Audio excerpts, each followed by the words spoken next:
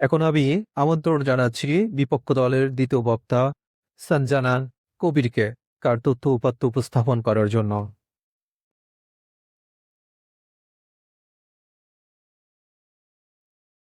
মাননীয় মডারেটর, দ্বিতীয় বিচারক মন্ডলী এবং বিপক্ষ বন্ধুরা শুনছেন সবাই আমার পক্ষ থেকে সালাম ও শুভেচ্ছা।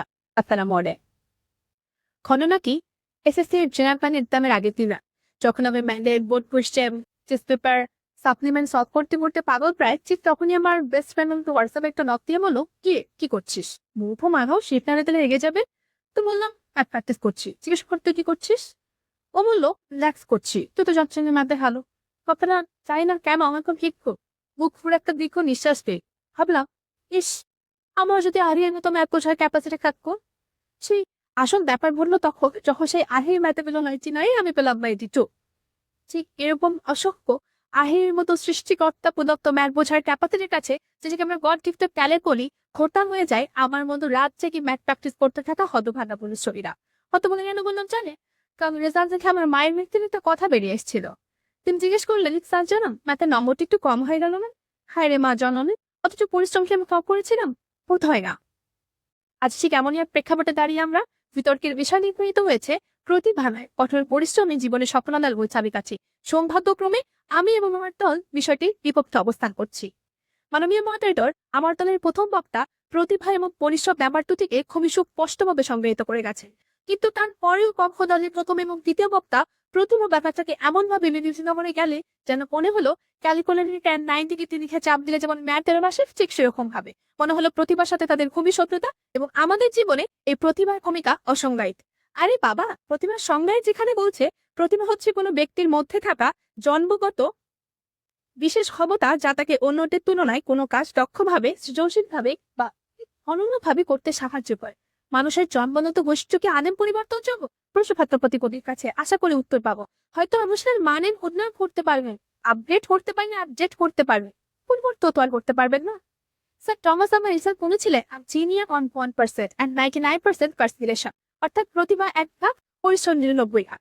দেখো কাণ্ড, স্টুডেন্টরা যেখানে 0.25 মার্কসের জন্য মেডিকেল কলেজগুলোতে ভর্তি চান্স পাচ্ছে না, সেখানে এই প্রশান্ত মহাসাগরের ন্যায় বিশাল মানধারী 1%কে নাই মনে দিলে ভাই নামো।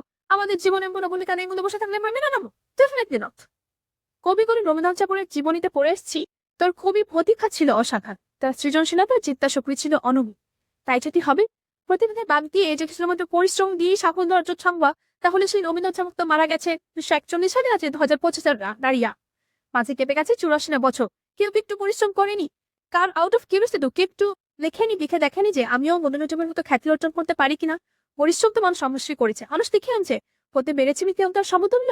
আরে বাবা, গড গিফটেড ট্যালেন্ট বলে একটা ব্যাপার আছে না, প্রতিভা বলে একটা ব্যাপার তো অবশ্যই আছে। 2013 সালে রিলিজ প্রাপ্ত আর বলি অনুবাদী 3 Idiots এই মুভি দেখেনি এমন কাউকে খুঁজে পাওয়া যাবে না। অসংখ্য মানুষ লিখেছে, আমিও অসংখ্য বার দেখেছি। সিনেমার মিডল পজিশনে আমি খানিক ডায়লগ আছে, তাই বন্ধু ফারহান রাজুকে উদ্দেশ্য করে ডায়লগটা বলা, হিন্দিতে বলে এরকম দাঁড়ায়, সোচ अगर लाता मनस्ता को फादन को कहा होता कि तू क्रिकेटर बन जा एंड सचिन तेंदुलकर को फादन से कहा होता कि फिस्टिंगर बन जा, তাহলে তো কে হতা? বাংলায় মুম্বার কোন এরপর হয় মনে পর, লতা মঙ্গেশকরের বাবা তাকে বললো তুই ক্রিকেটার হয়ে যা, আর সতীশ তেন্ডুলকারের বাবা তাকে বললো ক্রিকেটার হয়ে যা। তাহলে হেলো চমচম লাইফতে তাহলে দুজনের মিশে রেফাতে বজিমা মাছা মারার জন্য প্রশ্ন নদীর কাছে আজ সুস্পষ্টভাবে বুঝিয়ে গেছে। শেষ করবো, তবে তার আগে একটাই কথা বলবো, তারাও আমাদের বক্তব্যের মাঝে ভুল করেই হোক আর জেনে শুনেই বলে গেছে প্রতিভার সুযোগ রাখছো, সেই সুযোগ নাই যদি না থাকে তাহলে পরিশ্রম কোথায় করবে, কোথায় কাজে লাগাবে সেই পরিশ্রমটা?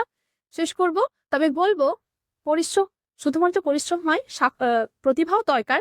সারাদিন সেই কাঁঠাল লুকো খেতেও যদি প্রতিভা না থাকে, দিন শেষে সেই কাঁঠাল যেতে হয়। ধন্যবাদ মাননীয় মডারেটর, ধন্যবাদ সবাইকে।